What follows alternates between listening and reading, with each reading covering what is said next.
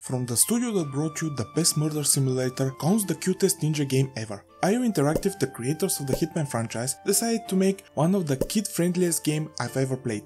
Considering the games that came before Mini Ninjas, which is sandwiched between the two Kane and Lynch games, it's hard to imagine the developer going on this route. Maybe you can consider it a palate cleansing for the team. In an interview from GameSpot, one of the level designers confirms it more or less. The team desired to create for a long time a ninja game, but they wanted it to be something you play with your kids, and Mini Ninjas was born. After this is settled up, what's the game all about? Mini Ninjas is an action-adventure game set in a weird version of feudal Japan. The gist of the plot is that an evil samurai warlord has come back after being banished hundreds of years ago. He is now using a forbidden Kuji magic that transforms animals into mindless samurai warriors that will do his bidding. He starts to take over Japan, and your master sends your ninja friends from his dojo to investigate, but one by one they disappear. At the end, only 2 ninjas left and they must save the world. The most plot you see is in the opening cutscene, and I'm fine with that. What boggles my mind is a sentence from that cutscene. Soon, there are only 2 ninjas left, and there are the last ninjas he would have ever chosen to send on such a perilous quest.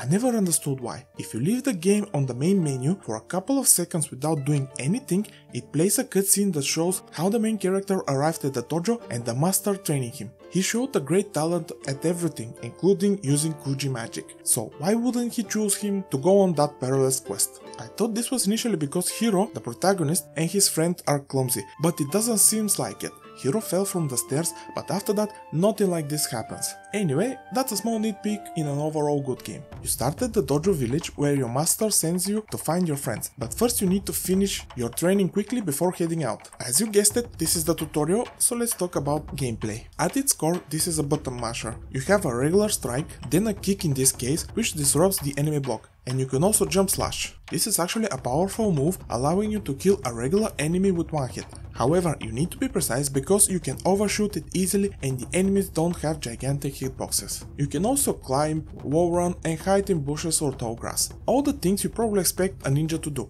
However, there is more. There is a light stealth system. You often see patrolling enemies, and if there is a bush or tall grass, you can crouch and go behind them for an easy kill. Once you kill someone, the others are almost immediately alerted. What I like is that you don't instantly become visible once you are out in the open, but you have a second or 2 more to do some quick backstabbing. In the village you are also taught to use power attack. This is essential for surviving the latter half of the game. In this case, Hiro enters the spirit world, which slows down everyone and can mark up to 2 enemies for now and instantly fly and slash them. At the end of the game, you can kill 6 enemies at once and it's super satisfying to watch. Not to mention, very useful. The reason why I said in this case is because you won't be alone in this journey. After finishing Hiro's training, you're sent to find your friend Futo. You do some platforming and some fighting until you reach him. He joins you on your quest. This means you can switch at will to him. Futo is a big guy with a hammer, perfect for dealing with larger enemies. Along this journey, you'll save the missing ninjas and they will join too. Each of them has a different weapon and different power attack for different situations. I think of the other characters as just another additional move that I occasionally use and not are all fun. To be honest, nothing can beat the usefulness of Hiro, but the archer comes close second. His power attack is a firework rocket that is very good for crowd control. Plus you can snipe targets from a vantage point. Hiro is the protagonist after all, but I rarely find any use of the other's power attack. Let's take for example Futo. His one is rolling and slamming with the hammer. It's useful in the beginning, but once you can mark more than the initial 2 targets, I just forgot about him unless there is a big enemy on the screen. You can have in total 3 power attacks represented with these 3 red circles. The way you restore one is quite easy. Just kill the enemies and they can drop a red orb that is restoring a power attack. I found out it's best to use them often and not to save them for special occasions. For example, a boss on which you don't need to use any of it. Probably 70-80% of the time an enemy drops 1 red orb, so you're never short on power attacks. After the second half of the game, you start to face off against more and more samurais, and using magic and power moves is the way to go. And maybe throw a bomb or 2. Since we are at the subject of orbs, blue one restores ki, essentially your mana, but there is a potion for that too. I play mostly with Hiro with the occasional switch, not only because of what I described until now, but also because he can use Kuji magic. Throughout the game you can find shrines, and if you put a special flower that is usually nearby, it gives in return a scroll with a spell. Some are particularly useful, like a thunder strike that kills enemies or scatter them if there isn't a direct hit. Others not so much. Later in the game you can find a scroll that makes a wall of of wind to protect you from arrows. They all require energy or ki, however there are plenty to choose from if you discover the shrines. Now, there are two ways to do it. The first option is you are taught in the tutorial to use a scroll that summons butterflies that will guide you. The other way is to notice the fireflies nearby. Initially I thought I needed to use the spell every 2 minutes to check for a shrine, but the game reminds you at the first couple of levels just so you can start noticing the fireflies. Then I start looking for them. The levels are mostly linear, so they are easy to spot. Once I notice them, I just follow the path and the rest is easy. Later levels may throw a curveball and make you look for the flower in another place, but beside the one on the final level, they are not too difficult to find. Also, I didn't spend much time looking for that one. Despite the levels being mostly linear, there is always something to find if you explore. There is always something off the beaten path, and I love games that reward exploration. The one I find mostly useless is the possession one. At any time you can take over an animal. Okay, I was expecting to use it on small animals just to sneak past enemies, or at least to use a certain animal to reach off the beaten path secret, but as soon as I'm out in the open I was immediately attacked. The cool thing is that you can possess a bear and smack everyone around. I'm not sure why you want to do that, because the bear just have one heart and the other characters are much more capable in fighting, but hey, it's cool to have it, I guess. This is a linear game and you collect yellow orbs from enemies or freed animals, and this is how you level up and get upgrades. They are all predetermined. You'll get a new heart, store more ki, or adding one more target for hero's power attack. So you can say that the game has a light RPG system.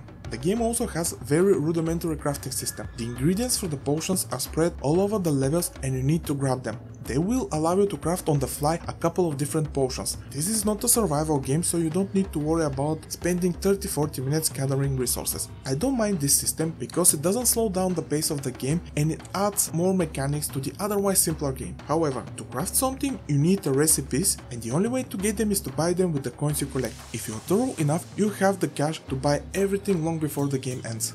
You can also buy or find many of the stuff in the game, even potions. The shop also sells shurikens and different type of bombs. I only bought a few bombs during my time with the game. They are plentiful to find, and the shurikens were among my favorite items to use. They stun enemies, giving you a chance to focus on a tougher one or obliterate them as quickly as possible. My most used bomb is the cherry one. It's a regular bomb, but it has a big area of effect, and who doesn't perish scatters around in fear. That way you won't get surrounded. The one I find funny using is the pepper bomb. As you probably guessed it, it makes the smaller enemies sneeze out of control and they can't defend themselves. Besides having to chuck down a potion to restore your health, there is another way. Scattered around the levels are fruit trees and bushes. You need to shake them up so they can drop on the ground, and collecting them restores a portion of a heart. Whenever you can find, buy or make potions, it's better to heal first with the fruits, because even with upgraded health bar you can easily die if you are not careful. Some enemies can remove significant part of your heart with one swing, so rationing the potions and eating fruits is preferable in my opinion.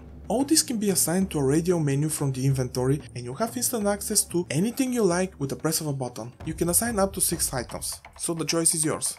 Level design is okay. As I said, it's mostly linear with some light exploration, but what I like is how colorful the game is. It's brightful and joyful, even if the last few levels it goes a bit darker. I didn't like much every snow level. They are a bit bland, however they offer probably the best gimmick in the game. Throughout this whole journey, if you see a river or a lake you can swim, but it's awfully slow. That's why the game recommends to put your hat and use it as a boat. When I reached one of the snow levels, I saw the way down is on a steep slope and I thought to myself, please tell me I will ride the hat, and indeed that's what happened. And you have to outpace an avalanche, and you can run through enemies without slowing down. This was a cool little section that I quite enjoyed. What stands out to me is the art direction. It reminds me of Samurai Jack but in 3D. Now that I mention it, I kinda wanna play Samurai Jack Battle Through Time. Anyway, it has the vibe of a Saturday morning cartoon, and to my surprise there was an animated series based on the game running from 2015 to 2019.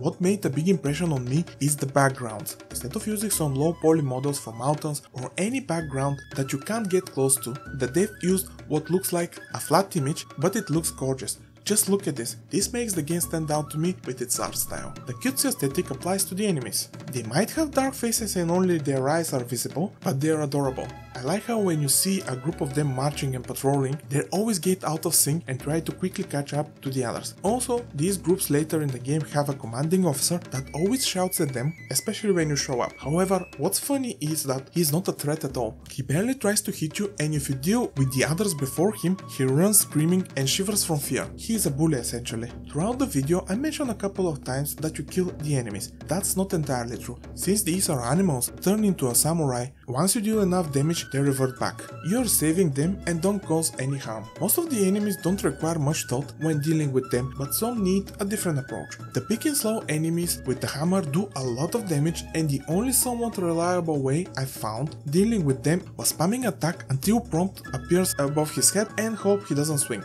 This will make you fly away with half of your health. Another interesting enemy is this one. He throws this purple projectile that chases you, and when it reaches you, it holds you in one place until you manage to release yourself. Also, the same thing can turn the animals into enemies again, and he has impenetrable shield. Initially, I found him very annoying to deal with because he was always in the back of a large group of samurais, and it seems like you can't avoid being captured. Until I hit one of his projectiles back at him by a chance. This stunned him and took down the shield. I didn't know this was the intended way to deal with him. After all this, he didn't cause much pain. One of the few interesting enemies is this guy zipping around the place. You can't catch him. You can only wait for him to get close and try to strike him. Now, once he is close, he always hovers for a couple of seconds, winding an attack. You need to block and then alternate between hitting him with the sword and breaking his blocks. I did this until I found an easy way to deal with him, using the archer ninja. It doesn't seem he can block the arrows. This is where I found that you can't cancel animations. Once you're committed to a strike,